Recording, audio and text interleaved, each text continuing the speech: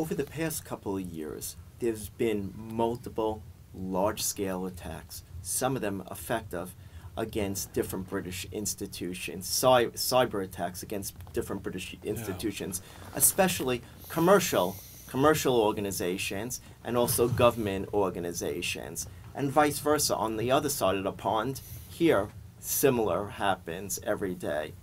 From the head of the U.S. military telling me that every day, over 200,000 times a day, the Pentagon site is tried, people attempt to hack it. Is this the future of espionage? Well, it's part of the future of espionage. I mean, you know, when we're all so technology dependent, one, you know,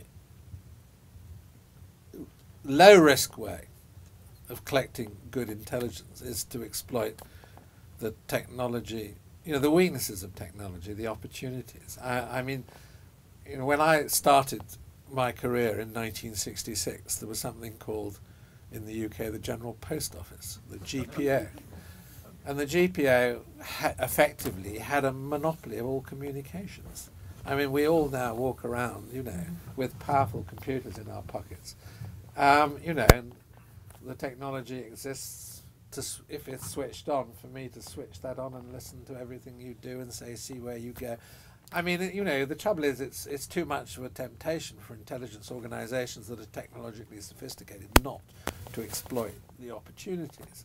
But I'm a human source intelligence officer. I'm not a technologist at all. And I would still argue that it's much more valuable if you can recruit a human source to, particularly, for example, if you really want to understand what's going on in the cyber world, recruit the guy who's running that cyber unit in Beijing, you know, which is bombarding the Pentagon websites. And, you know, that's how you really find out. But, you know, intelligence organizations will use all the methods available to them.